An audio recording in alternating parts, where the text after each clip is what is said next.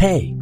Today, I'm going to show that how to remove Powered by Shopify's from your store footer. Now that you know what this phrase means, why it's there, and what you can replace it with, I'll show you how to get rid of it or replace it with something more fitting for your brand. From your Shopify admin, navigate to online store themes and click the three-dot icon on your current theme. In the menu that appears, click Edit Default Theme Content. You'll be taken to a menu that includes a massive amount of options for editing your theme.